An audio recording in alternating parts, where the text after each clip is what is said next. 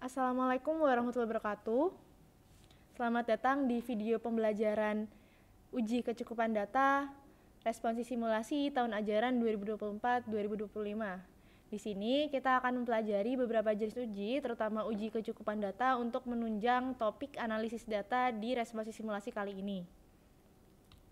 Baik, sebelumnya yang akan kita pelajari ada 4 jenis ya yang ada di responsi simulasi, yaitu uji kecukupan data, uji keseragaman data, uji independensi data, dan juga fitting distribusi dari data.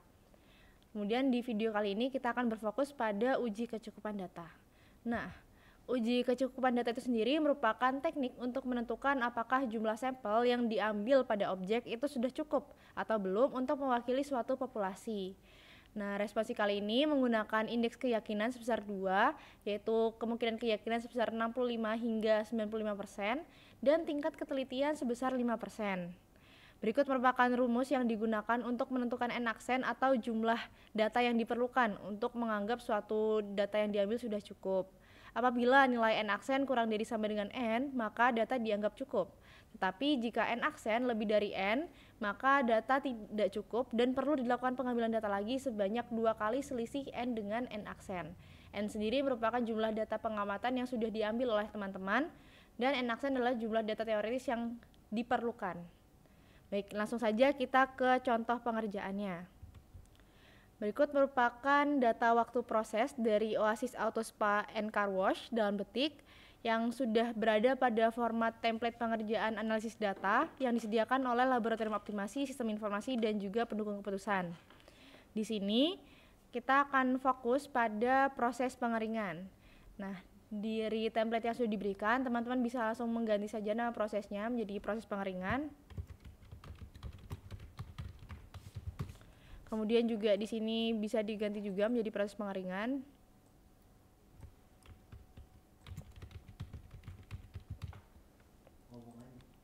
Baik, apabila sudah, di sini teman-teman akan ada beberapa fields yang harus diisi untuk uji kecukupan data itu sendiri. Yang pertama, teman-teman bisa mengambil durasi dari dataset yang sudah dikumpulkan, yaitu kita bisa langsung aja ketik sama dengan, lalu ambil datanya di proses pengeringan, klik enter. Oke, di sini maka akan sudah terisi, lalu bisa di drag aja hingga ke 42. Oke.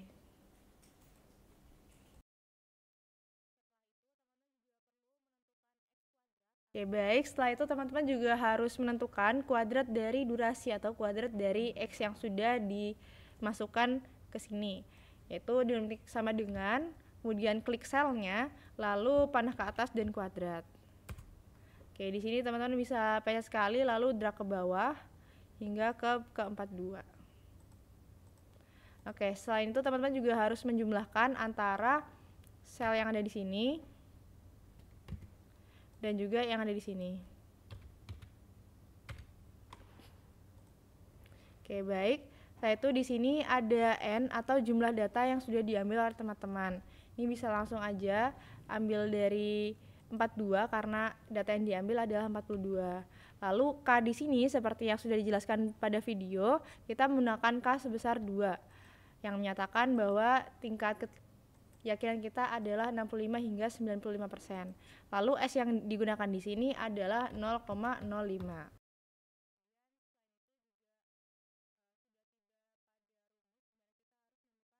Setelah itu kita bisa langsung saja menentukan nilai dari n-aksen atau nilai teoritis yang seharusnya diambil datanya. Teman-teman bisa langsung aja masukkan formulanya dengan ketik sama dengan, lalu tanda kurung buka 3 kali. Di sini yang pertama adalah K per S atau nilai K ini dipencet, kemudian dibagi dengan nilai S-nya.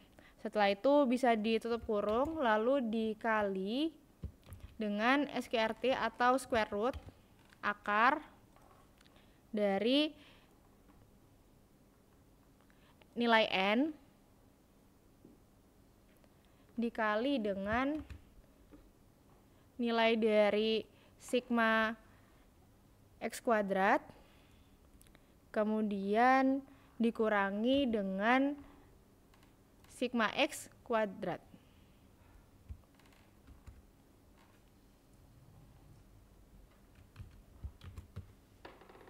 Oke, jika sudah, ini bisa langsung ditutup kurung aja, kemudian dibagi oleh banyaknya jumlah tadi atau sigma X, lalu ditutup kurung sekali lagi, kemudian dikuadratkan. Oke. Di sini kita mendapatkan nilai n aksen sebesar 43,6, yang mana di sini sudah ada conditional formatting bahwa data yang diambil tidak cukup. Nah, lalu untuk menentukan berapa sih jumlah data yang perlu diambil, teman bisa ikutin aja sama dengan if, seperti konsep teorinya bahwa jumlah datanya adalah 2 kali selisihnya, yaitu berarti apabila B51 ataupun n aksen yang di sini jumlahnya lebih dari n yang sudah diambil datanya, maka akan muncul kata data yang diperlukan pengambilan data sejumlah n, kita round up atau kita bulatkan ke atas, selisih dari B51 dikurangi dengan B48 atau n-nya, kemudian round up-nya dikasih 0, kemudian dikali dengan 2, artinya 2 kali selisih antara n dengan n aksen. Oke. Kemudian kita masuk ke kondisi else, yaitu dikosongin aja. Oke. Sehingga diperlukan pengambilan data sejumlah 4. Nah, kalau misalkan sudah keluar seperti ini, teman-teman harus kembali ke objek untuk mengambil 4 data tambahan. Nah, di sini case-nya adalah ditambahkan 4 data ke 43 hingga 46 dengan rincian sebagai berikut, maka bisa dilanjutkan ke langkah selanjutnya. Di sini teman-teman bisa blok aja bagian sini, kemudian sisipkan 3 kolom di kanan, atau kita tambahkan 3 kolom lagi di kanannya. Kemudian ini bisa di copy aja nomor durasi X kuadrat. Oke, sebelumnya ini ditambahkan 1 kolom lagi di kiri untuk membatasi antara data yang sebelum ditambah dengan data yang sudah ditambah. Ini bisa kita merge aja. Oke.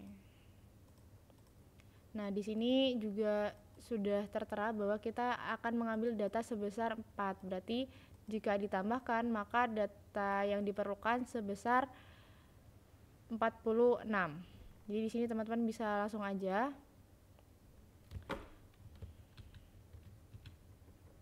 di drag ke bawah sampai 46.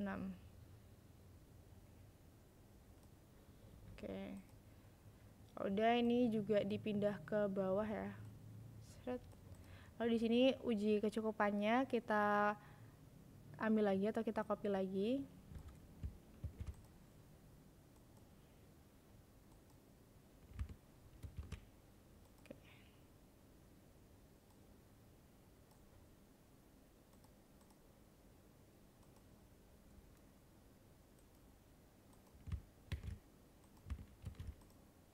Oke, lalu di sini kita bisa langsung saja kita isikan dengan data yang tadi sudah diambil sebanyak 42. Lalu kita ambil data yang sudah kita tambahkan lagi atau data tambahannya.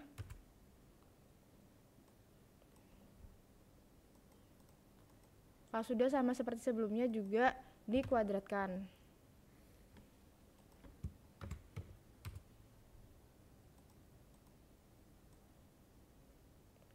Oke, tidak lupa dijumlahkan.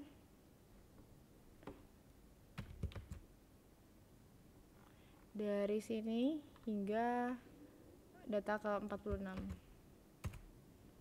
Oke, di sini juga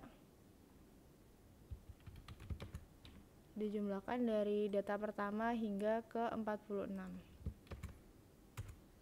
Oke.